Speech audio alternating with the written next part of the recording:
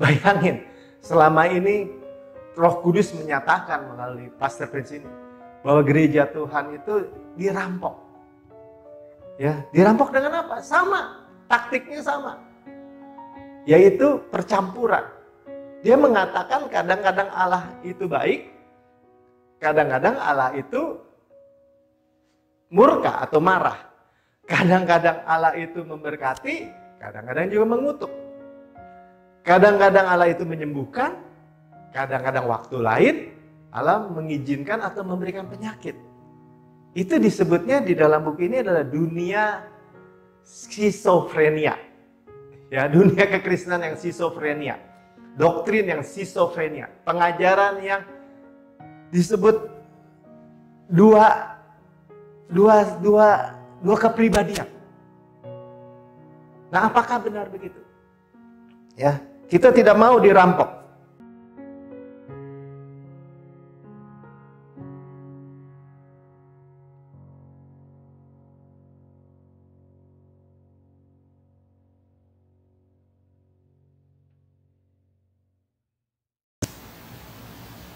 Ya, shalom.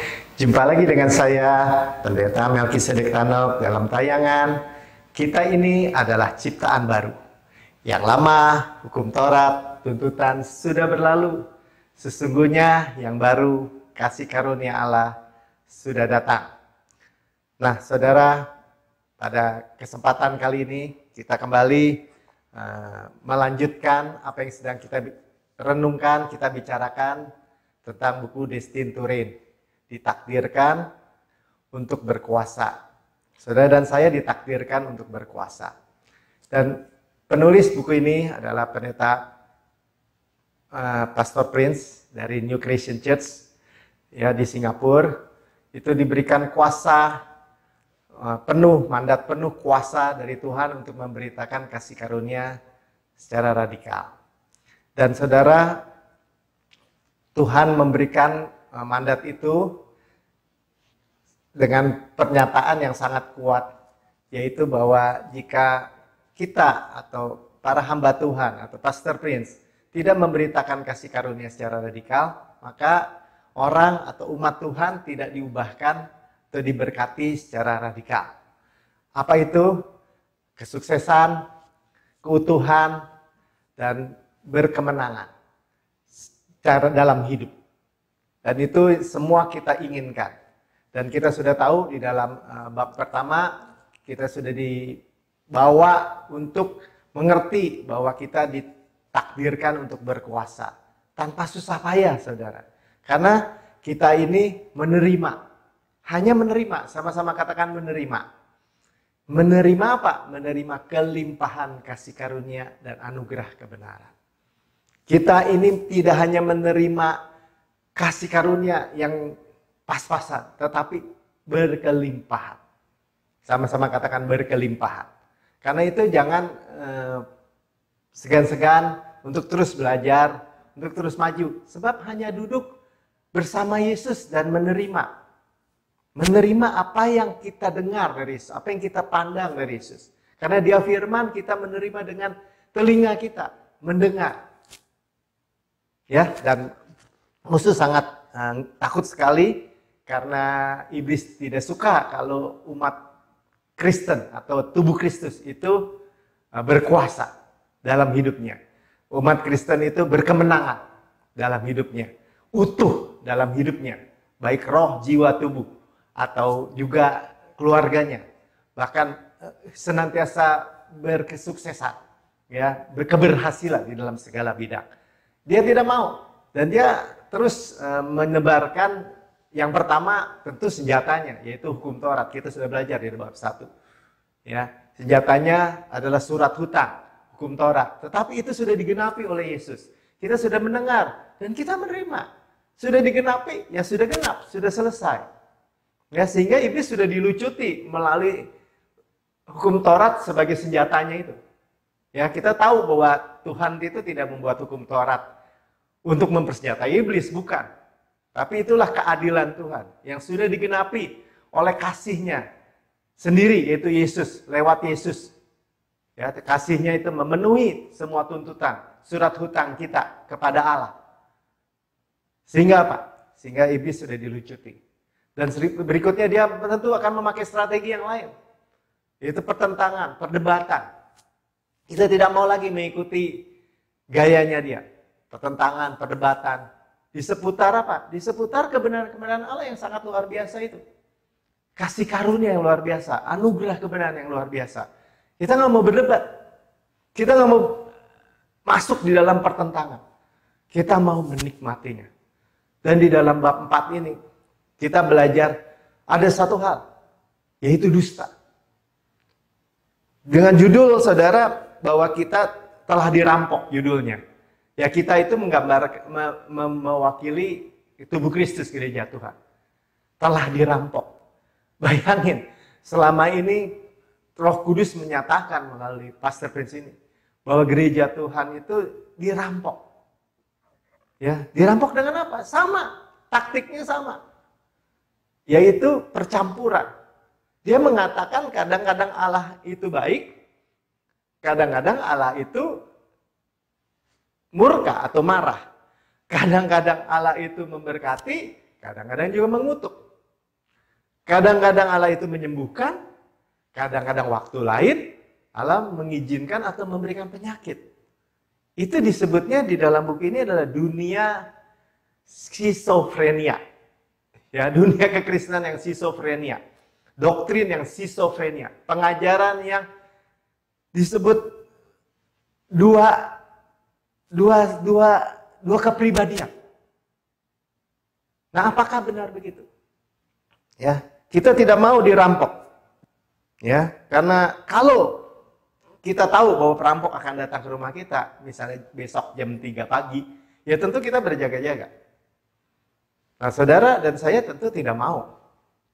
Ya, kalau iblis, musuh itu merampok hidup kita. Karena apa? Karena kita ditakdirkan untuk berkuasa. Sesederhana itu. Ya, tetapi kalau kita tidak mau tahu, atau tidak tahu bahkan, ya bahwa perampok itu, iblis pencuri, pembunuh, pembinasa di dalam Yohanes 10 ayat 10 bagian A. Ya.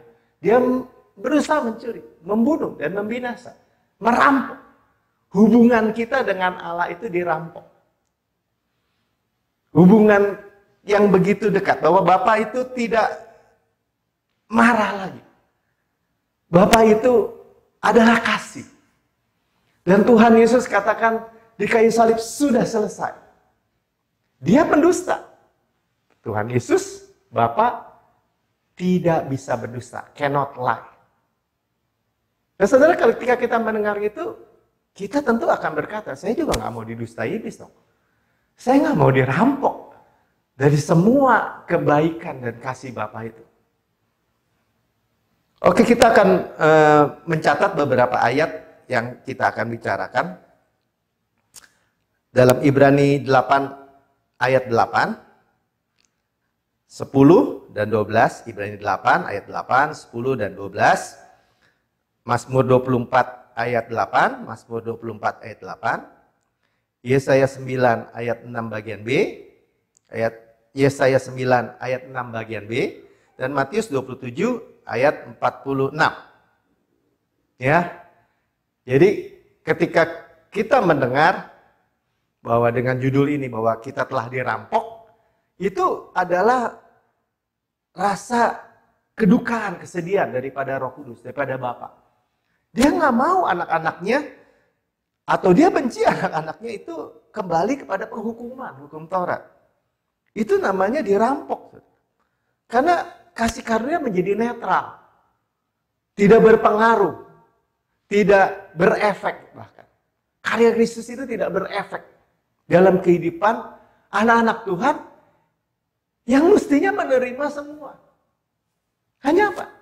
Hanya karena salah memandang Tuhan, memandang Bapa.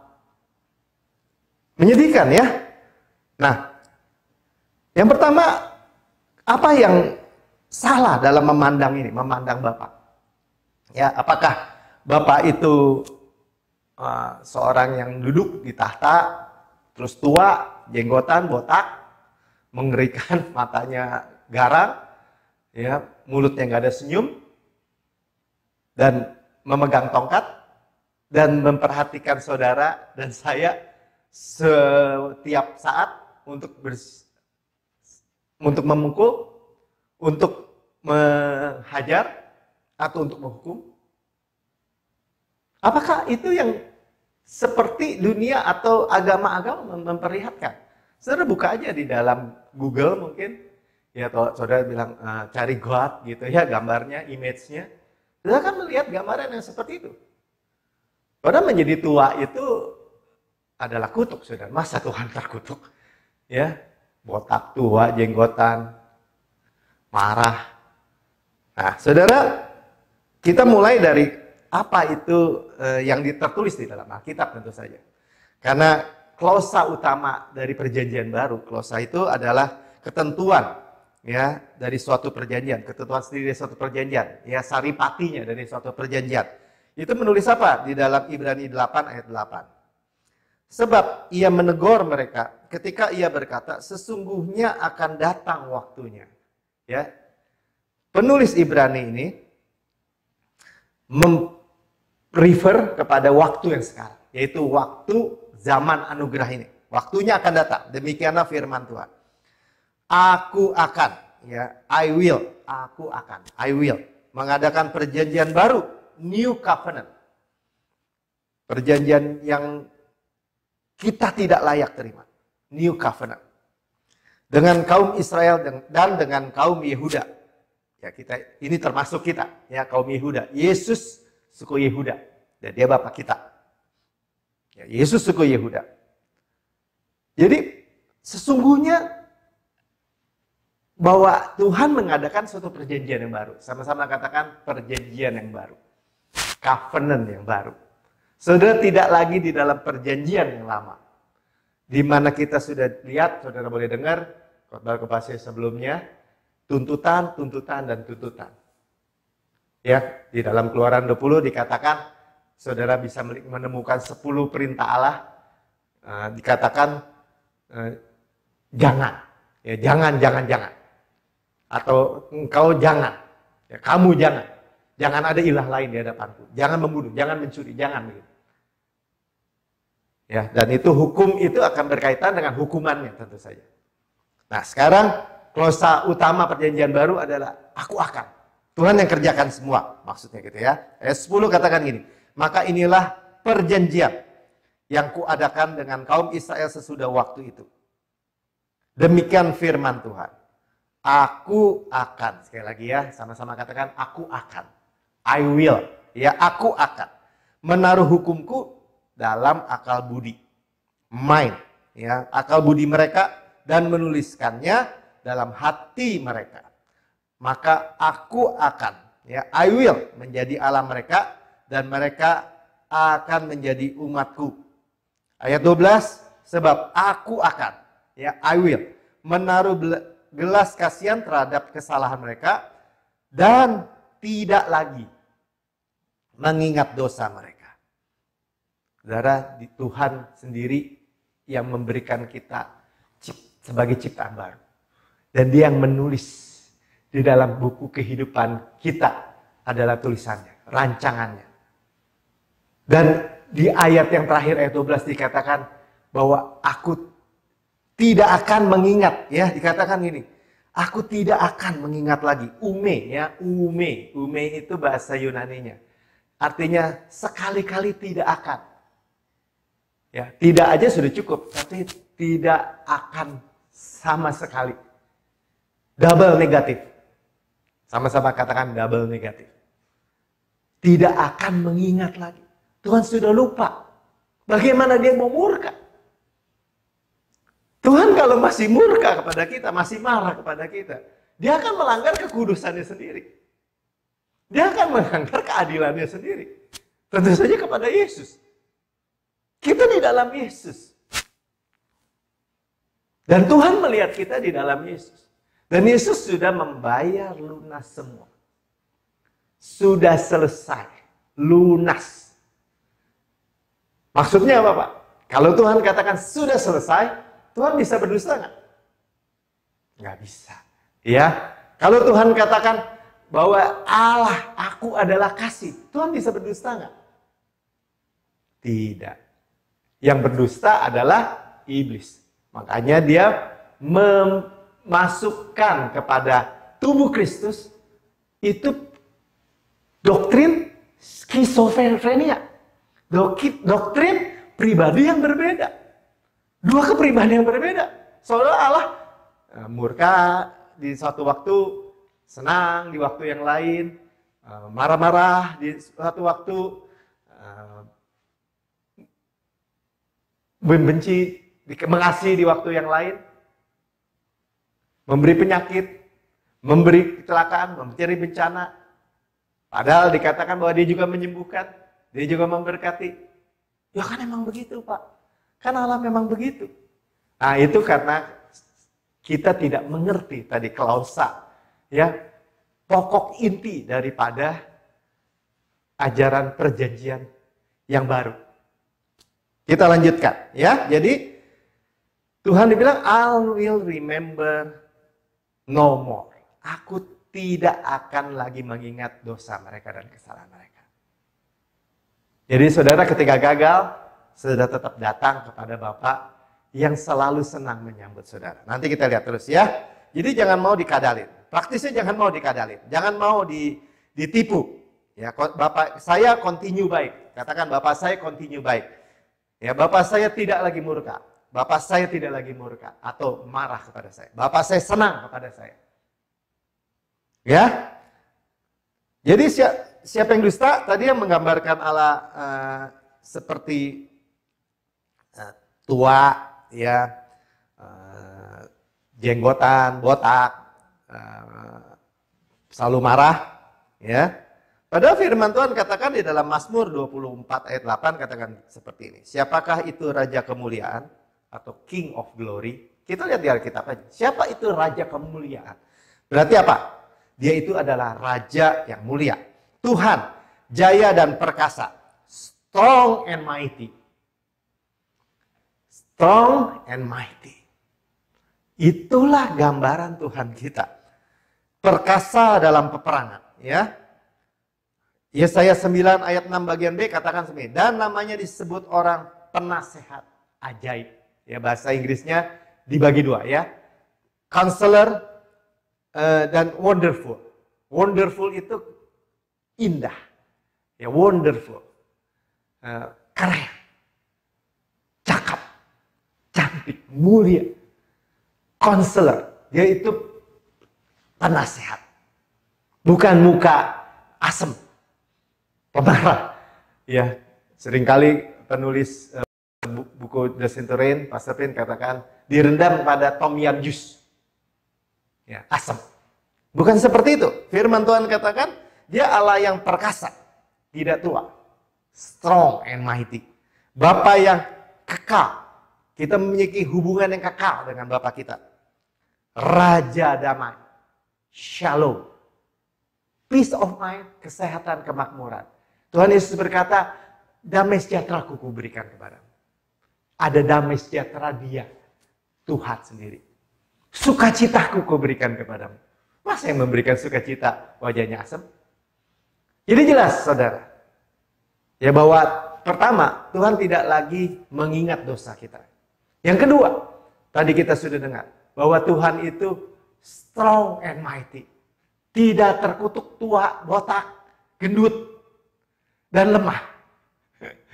Wajahnya untuk siap-siap mementung anaknya. Bukan saudara. Tapi iblis mau memberikan gambaran seperti itu kepada manusia. Dan itu salah. Jadi kedua tangannya bahkan terbuka lebar, siap merangkul. Memeluk. Saudara kalau melihat di dalam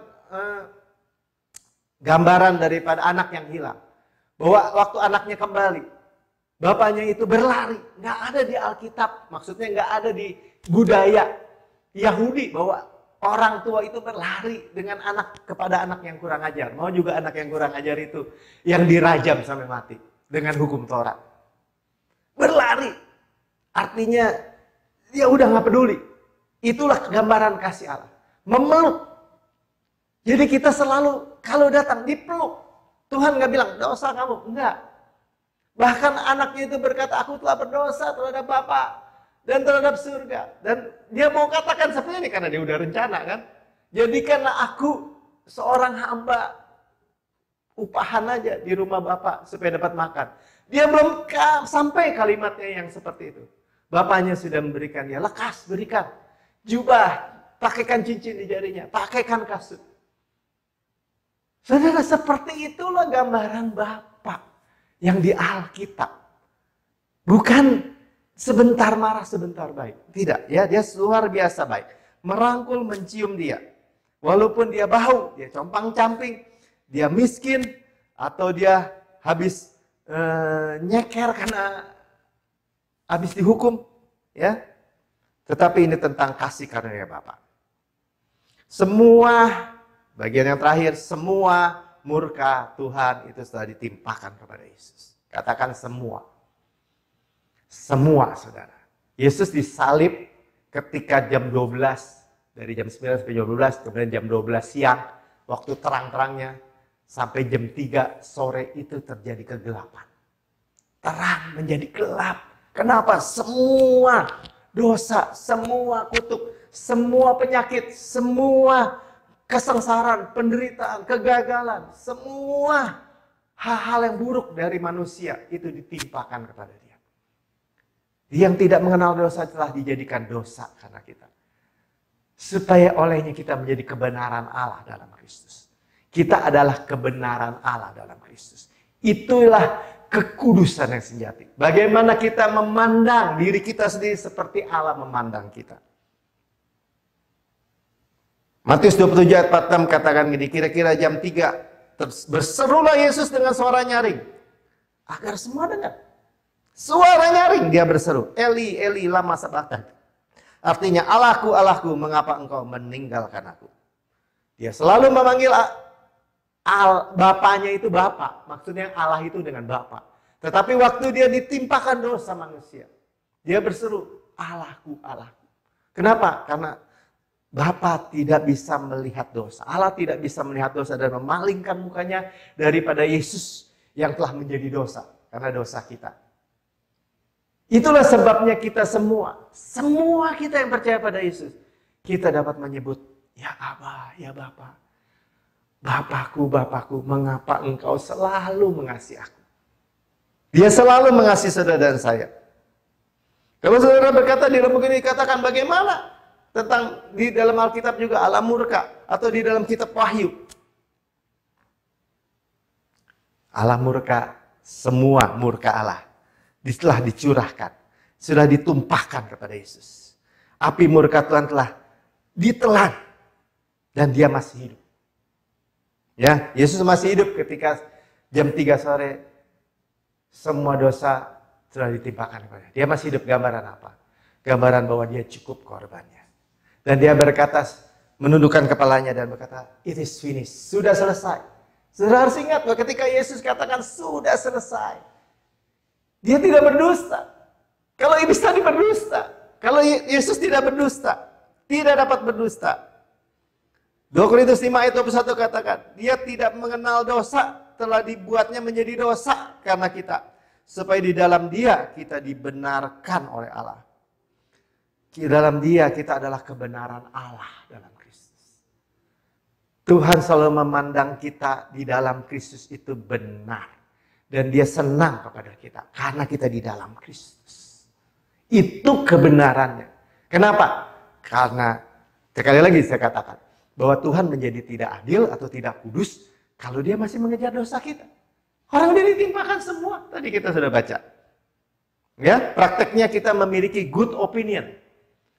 Memiliki opini, memiliki penilaian, selalu memiliki penilaian yang baik. Good opinion tentang Bapa kita. Dia selalu baik dan baik adalah baik.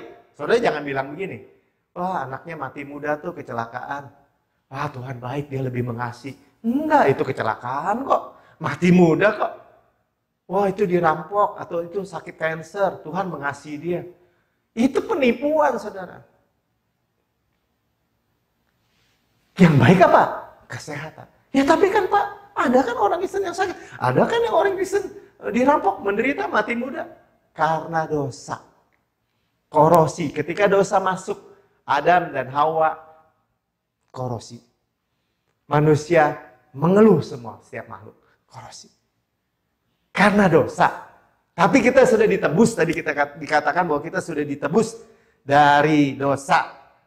Sama-sama katakan sudah ditebus. Jadi Tuhan Bapa kita selalu mengasihi kita. Mari kita berdoa. Bapa, terima kasih. Kami sudah mendengar bahwa firman-Mu sendiri mengatakan bahwa Engkau yang akan memberikan hukum-hukum-Mu dalam hati kami. Engkau yang menulis semua. Engkau Tuhan yang selalu memberikan kepada kami pengampunan. Dan kami tidak ada dosa dalam diri kami. Karena kami di dalam Kristus. Dosa nggak berkuasa dalam hidup kami. Karena sudah ditimpakan kepada Yesus. Tuhan sudah melakukan sempurna. Sehingga kami boleh selalu datang kepada Bapa. Dan Bapa senang kepada kami. Dan selalu diterima. Dengan pelukan, dengan ciuman. Dan Bapa selalu senang ketika anaknya datang kepada Bapa.